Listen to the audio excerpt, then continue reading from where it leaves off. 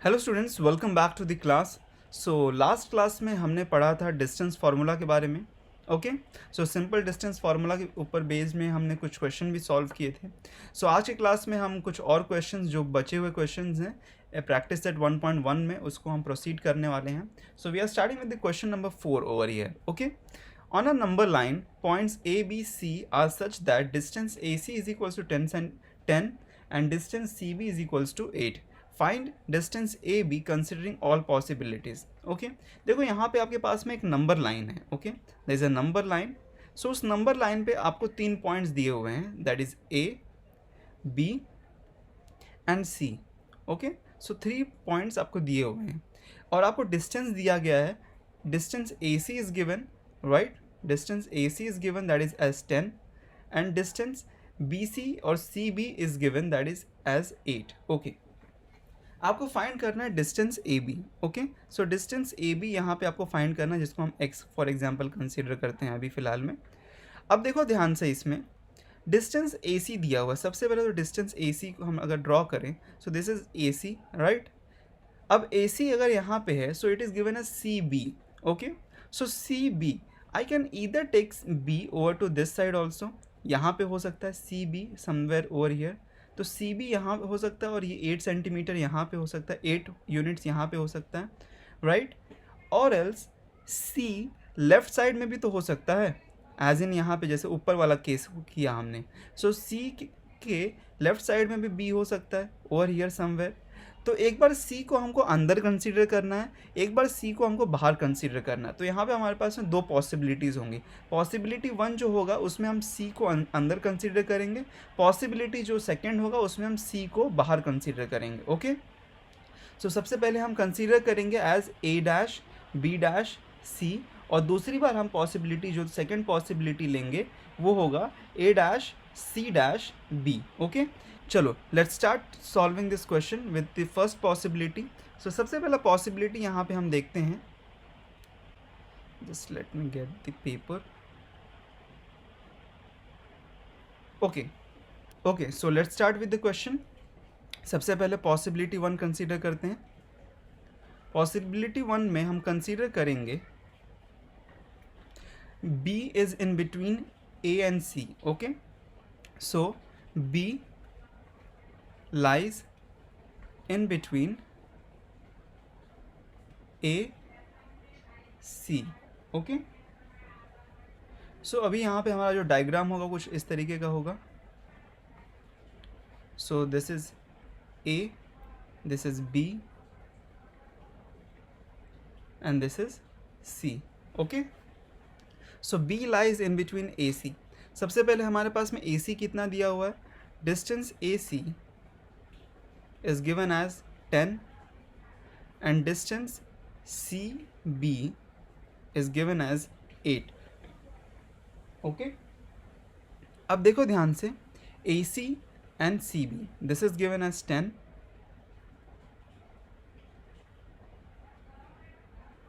And this is given as 8। Okay, तो अगर मुझे यहाँ पे ए बी फाइंड करना है तो मैं किस तरीके से फाइंड कर सकता हूँ इसको? तो अगर मुझे यहाँ पे ए बी फाइंड करना है तो मैं कैसे फाइंड कर सकता हूँ? Can I write this as distance A comma C is equal to distance A comma B plus distance C comma B? yes or no? Distance AC will be equal to distance AB plus distance BC, yes or no? अब देखो distance AC मालूम है, distance AC is what 10 और distance AB हमको find करना है, plus distance CB is given as 8, yes or no? तो अभी यहाँ पे हम क्या करेंगे, 8 को हम इस साइड लेके जाएंगे, right? We will take 8 on this side. So यहाँ पे क्या आ जाएगा हमारे पास में, distance A comma B is equal to 10 minus 8, मैंने उल्टा करके लिख दिया यहाँ पे, डिस्टेंस ए कॉमा बी को मैंने इस साइड लिख दिया और 10 माइनस 8 मैंने ये साइड लिखा। So distance A comma B कितना हो जाएगा, distance A comma B will be 2 units. Okay, so अब यहाँ पे हम पॉसिबिलिटी 3 को पॉसिबिलिटी 2 को कंसीडर करेंगे। पॉसिबिलिटी 2 में क्या कंसीडर करेंगे हम कि C is in between AB. Okay, so possibility 2, C is in between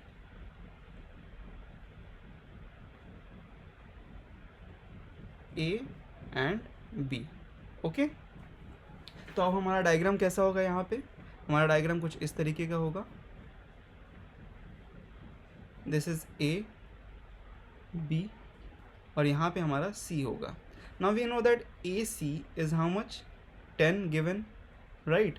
AC 10 दिया हुआ है और यहाँ पे CB is given as 8. Okay, तो अब हम यहाँ पे क्या लिख सकते हैं? We can write distance A, B is equal to distance A, C plus distance C, B. Okay, distance A, C पता है हमको, that is equal to what? 10, and distance C, B is what? That is equal to 8. So finally we get as what? How much? 18. So distance A, B is equal to 18. That's it. So question solve हो गया हमारा. देखो यहाँ पे हमने दो possibilities को consider किया. वंस अगेन हम देख लेते हैं एक बार फिर से. पॉसिबिलिटी 1 में हमने B को कंसीडर किया, AC के बीच में है, और पॉसिबिलिटी 2 में हमने C को कंसीडर किया है जो कि AB के बीच में है. ओके, एंड देन हमने क्वेश्चन को सॉल्व किया है. Okay, so this is your entire solution over here. आप नोट डाउन करना चाहो तो नोट डाउन कर सकते हो. ओके, सो चलो let's get to the next question over here.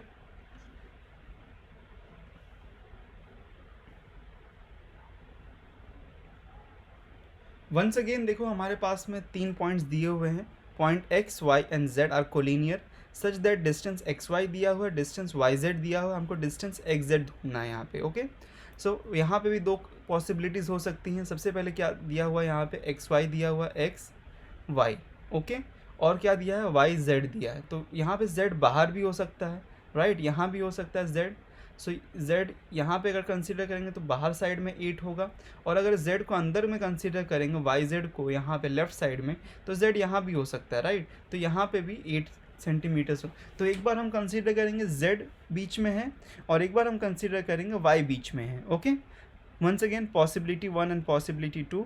So possibility 1 में हम कंसीडर करेंगे z is in between x and y. Okay, distance x, y कितना दिया है? 17. डिस्टेंस y, z कितना दिया है? That is 8, right?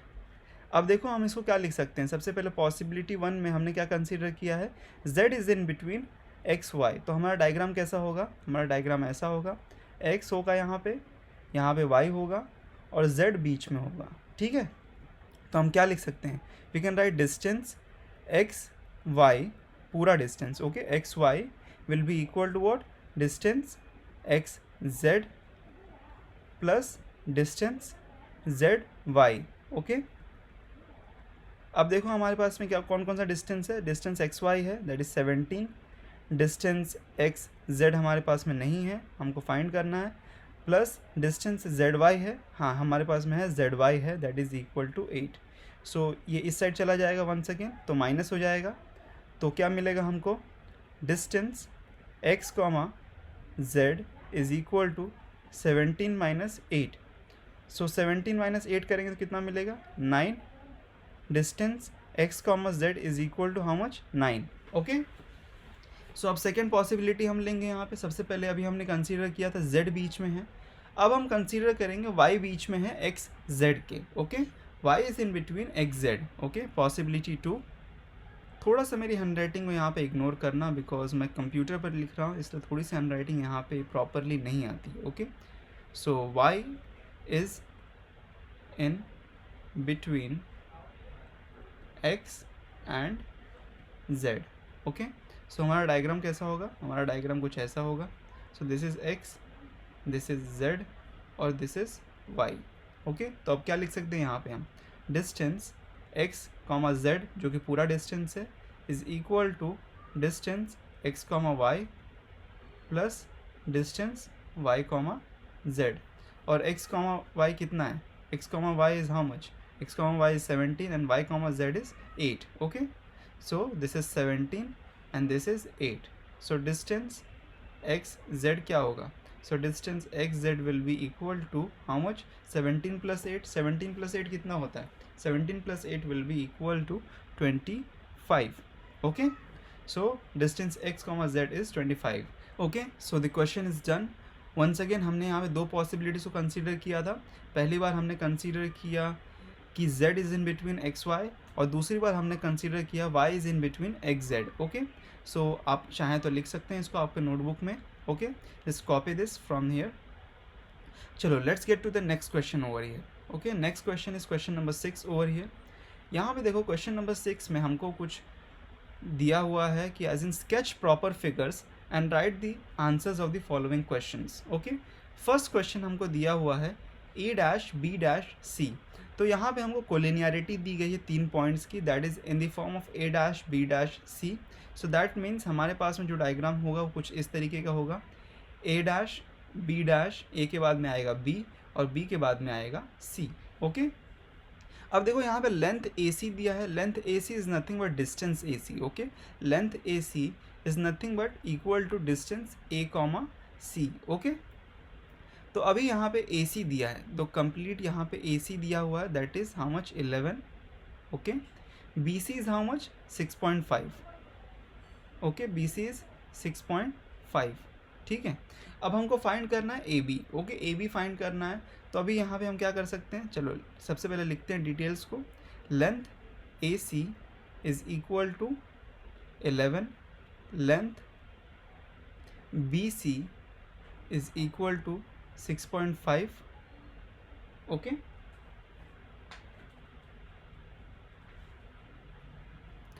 हमको फाइंड करना लेंथ AB. सो सबसे पहले देखो यहाँ पे हम क्या लिख सकते हैं. We can write length A, C, और एल्स डायरेक्टली AC लिखते हैं because length AC is given, is equal to length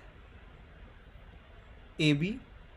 yes और no? Length AB plus length BC plus length BC. Okay, तो अभी हम यहाँ पे क्या लिख सकते हैं? What do we have already? ACs हैव, वी हैव, तो AC 11 है, और क्या है हमारे पास में? BC है. सो लेंथ AB को छोड़ देते हैं यहाँ पे because that we don't have, and length BC is how much? 6.5. Okay, so 6.5 को उस साइड लेके जाएंगे तो क्या हो जाएगा? माइनस हो जाएगा, राइट? तो लेंथ AB कितना मिलेगा हमको? Length AB will be equal to 11 minus 6.5. So 11 minus 6.5 कितना होता है? 11 माइनस 6.5 होता है 10.5. Okay, so this is 10.5. Therefore length AB is equal to 10.5. Okay, now let's get to the next question over here. Next question में क्या दिया हुआ है हमारे पास में? RST है, ST दिया हुआ है आपको, RS दिया हुआ है, RT फाइंड करना है. So take this question as an homework question. Okay, this is an homework question for you all. चलो let's solve the next question, that is the XYZ. Okay, चलो XYZ को हम solve करते हैं अभी यहाँ पे. सो XYZ में सबसे पहले हमारे पास में डायग्राम क्या है? यहाँ पे X है, Y है और Z है. ओके, सो सबसे पहले यहाँ पे देखो, आपको यहाँ पे XZ दिया हुआ है. Okay, so XZ is given as 3√7. Okay, so XZ is given as 3√7 and XY is given. Okay, XY is given as √7. Okay, so XY is given as √7. हमको फाइंड करना है YZ. ओके, सो YZ को हमको find करना है. So we can find this. देखो यहाँ पे सिंपली सबसे पहले लिख लेते हैं हम डिटेल्स को. Length XZ is equal to 3√7 and length XY is equal to √7. तो यहाँ पे हमको सबसे पहले क्या मिलेगा? यहाँ पे पूरा का हम क्या लिख सकते हैं? We can write length XZ is equal to length XY plus length YZ. Okay, so हमारे पास में लेंथ XZ कितना दिया हुआ है? XZ is given as 3√7, right? So 3√7 is equal to length XY जो हमको दिया. लेंथ XY कितना दिया है? Length XY is given as √7 plus length YZ हमको फाइंड करना है. ठीक है, तो ये इस साइड चला जाएगा तो माइनस हो जाएगा, तो हमको क्या मिलेगा यहाँ पे?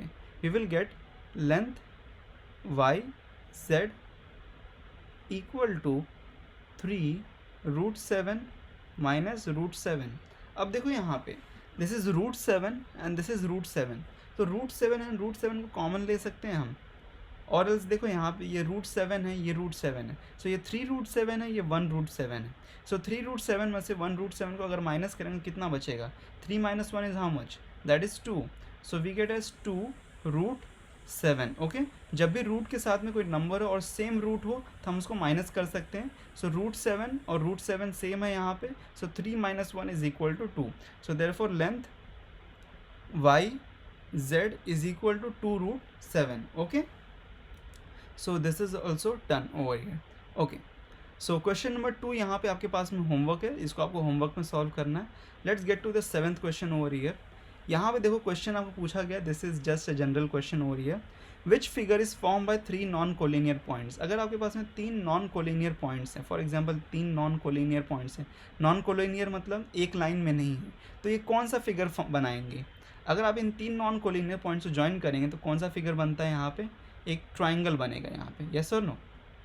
सो we can write the answer as we can form a triangle from 3 non collinear points. Okay, 3 non collinear point से क्या बनता है, एक ट्राइंगल बनता है। Okay okay, so that's it for the day. और आपके पास में कुछ और क्वेश्चन है जो कि आपके प्रॉब्लम सेट में है। ओके, सो प्रॉब्लम सेट में से आपको कुछ क्वेश्चन सॉल्व करना है। प्रॉब्लम सेट का जो क्वेश्चन नंबर 5 है वो सिमिलर क्वेश्चन है, डिस्टेंस यहाँ पे आपको दिए गए हैं, डिस्टेंसेस दिए गए हैं। सो जस्ट जैसे अभी हमने क्वेश्चन यहाँ पे सॉल्व किए हैं उसी तरीके से आपको इसको भी सॉल्व करना है, ठीक है। So there are 3 questions total in homework, इन तीनों क्वेश्चंस को आपको सॉल्व करना है, सबमिट करना है हमारे क्लासरूम ग्रुप में। Okay, so meet you in the next lecture, till then good bye.